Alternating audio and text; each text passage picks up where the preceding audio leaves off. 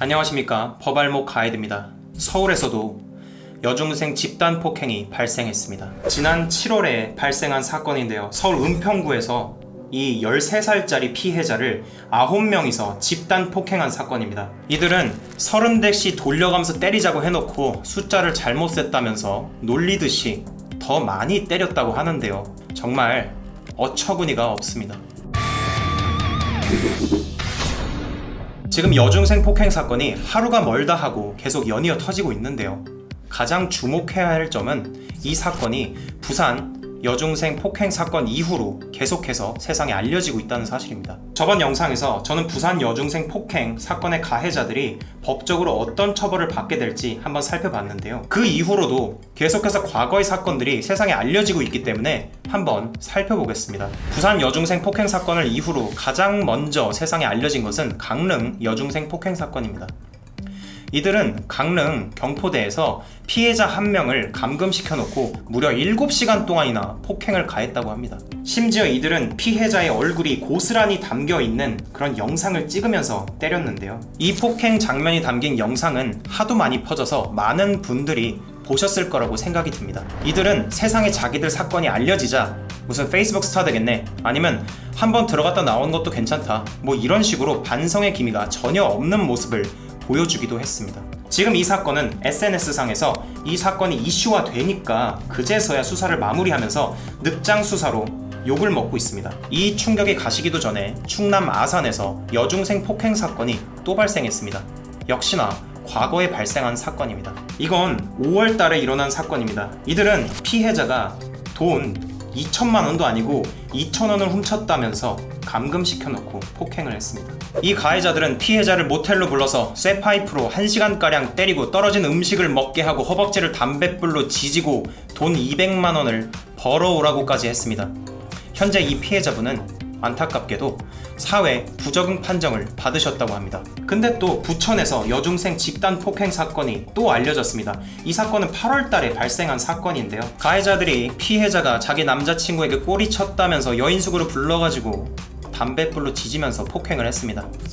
이 남자친구까지 불러서 폭행을 했는데 겨우 피해자분은 화장실에 있는 창문으로 도망쳐서 살 수 있었다고 합니다.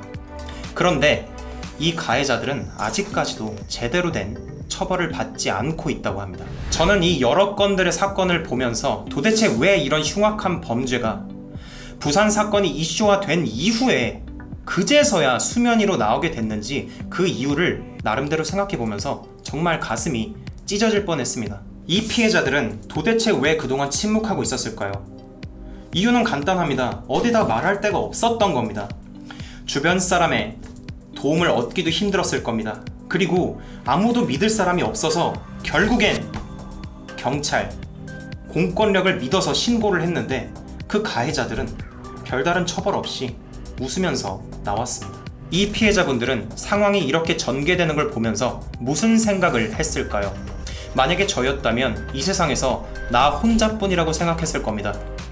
부모님도 선생님도 아무런 도움이 안 돼서 공권력을 믿어서 경찰에 알렸는데 그 믿었던 공권력마저 이 피해자를 철저하게 짓밟았습니다. 그래서 침묵을 지킬 수밖에 없었을 겁니다. 그런데 부산 사건이 공론화되면서 이분들은 내가 잘못한 게 아니라 가해자가 잘못한 거구나, 사회 공권력이 잘못됐구나 라고 느끼셨을 수도 있습니다.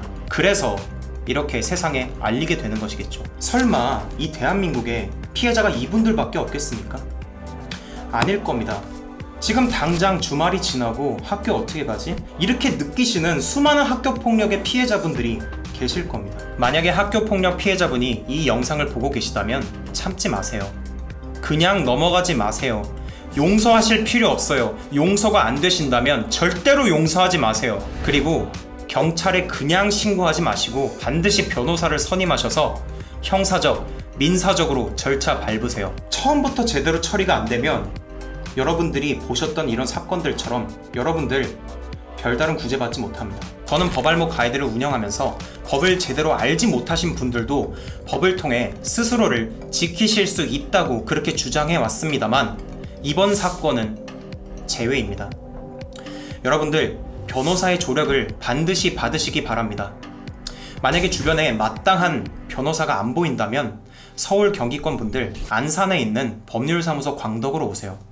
세상에는 돈만 밝히는 그런 변호사만 있는 것은 아닙니다. 시간적 여유가 된다면 반드시 광덕에서 도움을 얻으실 수 있습니다. 여러분들 절대 참지 마세요. 사회 시스템이 여러분들을 지켜주지 못했고 전부 다 가해자의 잘못이에요. 이번 영상은 여기까지입니다.